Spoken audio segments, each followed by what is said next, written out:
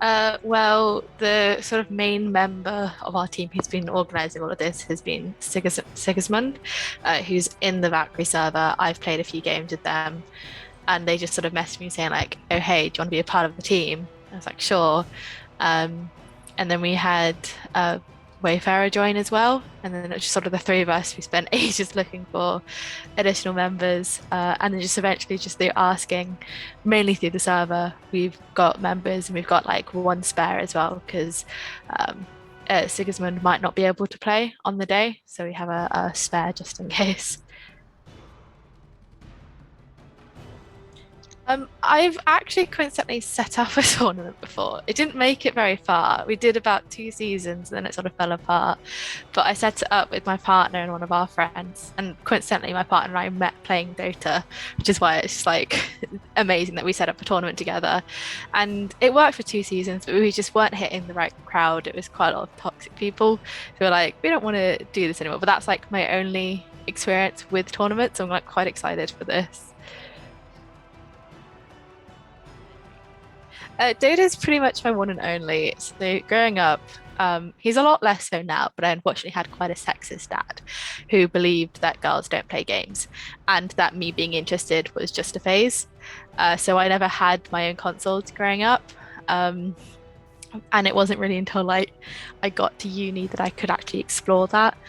And then my ex played Dota, so he first introduced me to it. And then it was actually through all the lockdowns, I just met people playing Dota, and then it just became this game that I couldn't get enough of, and I now have well over 1,000 hours in it, and I've never had that sort of time scale on a game before, so it's been very, very fun. Really, isn't it? Yeah, so it'll be 2 years this April, with obviously some breaks when uni picked back up again. Like I made my account April 2019, so I had it for a year, but before like the April 2020, I'd only played about 12 hours on it. And I actively remember like my only memory from that year is I was playing Axe. I didn't know that items could be actively used, and it was atrocious. I didn't know how to use a blink, I didn't know how to use blade melt. And I look back at it and I'm just like, that went well for me. It'd be great if you had footage of that somewhere, and then Oh, you I have so have footage wish. of that, and then compare it to hopefully some of your players in the tournament. And be like, look, this is what lockdown is used for: is this kind of Yeah. self-improvement, but only in video games. Yeah, basically. Uh, Most definitely Ogre Magi. It is my most played hero by far. I finally gotten 50 above 50% win rate on it, but it's just my go-to hero. I think I'm like level 17 or 18 on it. I've played it drunk before, and I still did better than some of our friends who were sober, just because I'm just so used to playing ogre. It's just I don't even think about it anymore. So it's always my go-to if I've had like a really stressful game where I don't want to think about it too much. I just play ogre, and I know I can basically do that with my eyes closed. Hmm. Even with the unlucky rolls, or are you a lucky multicast roller? I've actually had some pretty lucky multicasts. Like there's been some that's like, oh, 1 in 256 people will get this role, and I was like, oh, cool, I'll take that. And then I get another multicast after that, and it's just fun.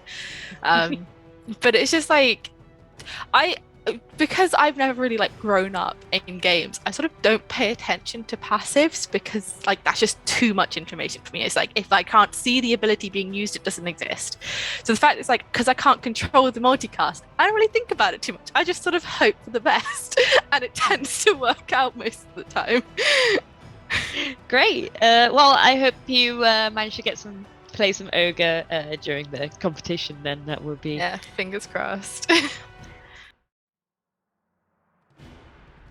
Well, I like having a good setup, making sure my desk is clear and stuff, like my mouse isn't gonna go flying off or something. I actually have, which I have with me right now, a comfort blanket, which inside there's probably about it's been sewed up so many times. It's got about 12 different blankets in it, but inside was the blanket I was wrapped in as a baby. So it's like that material has given me comfort my entire life. So whenever I'm doing anything stressful, that's always with me. So I always have that there.